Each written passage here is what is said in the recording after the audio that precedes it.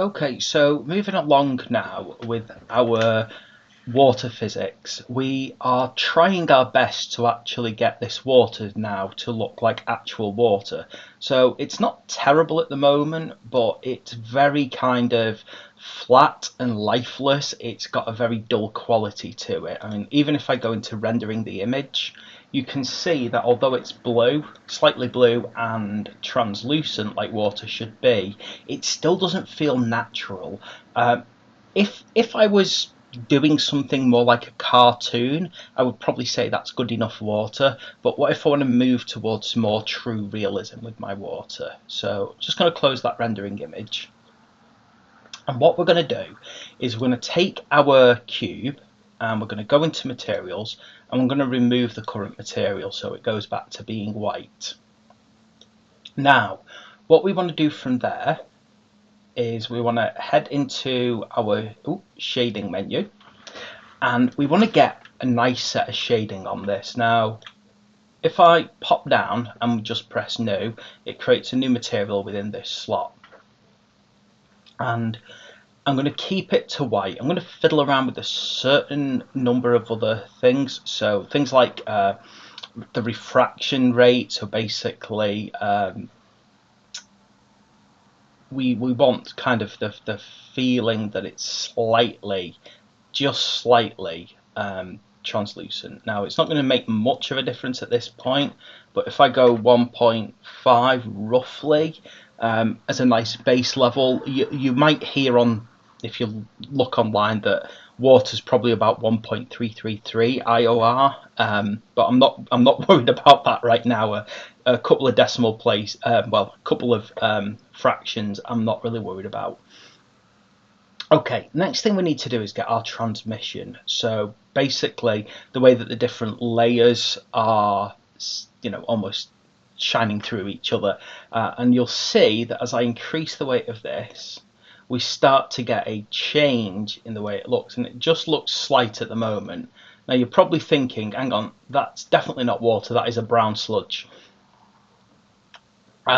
This is where material view doesn't really tell us much. If I go into render image, hopefully you can start to see now as it tries to get a bit of rendering done. We've got something that looks a bit more like water. Admittedly, it looks more like kind of frosting or ice at this point, but it's definitely taking on more appropriate water appearances. And I'm not going to spend ages rendering it.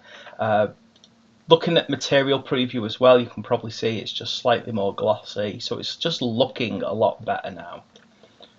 Okay, next thing we need to do is I'm just going to kind of play around with the roughness a little bit, and as you can see, if I go up and down in the roughness, it's going to again give it a more watery effect. You can see it's got a lot more glossiness to it. Again, I can't always view things properly in my rendered mode. I definitely need a better quality graphics card.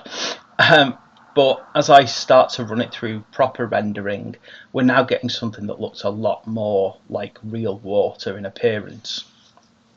Again, you can't always trust what you see in material mode on this kind of process. So, moving on from there, we've now got something that's starting to look definitely more like water. It's starting to behave more like water. It has better glossiness to it, as you can see. I don't know why it's leaking through my bowl at the moment. Anyone's guess about that, but I'll try and fix that later on. But we've got that kind of nice cascading. Okay, it's a bit pixelated, but that's probably more due to the original mesh and some other settings.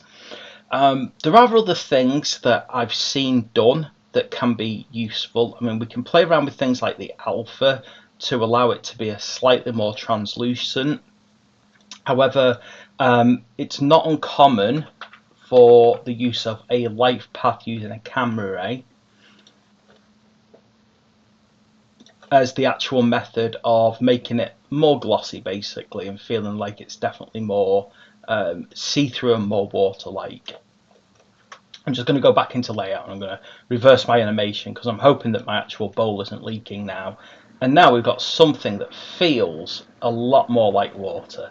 It looks more like water, it feels like water, it's got that kind of flow going. Yeah, it's not quite as translucent as I would like it, but it's still got a good feeling to it. And, you know, I can roughen it up a bit if I need to. Check it out in rendered mode and just kind of play around until I'm happy with how it looks. Now, I've got the roughness down a bit there and it's starting to get translucent. I'm just going to have another quick look in my render image. And as you can see, I can clearly see the ball behind it. I now have clear water flowing.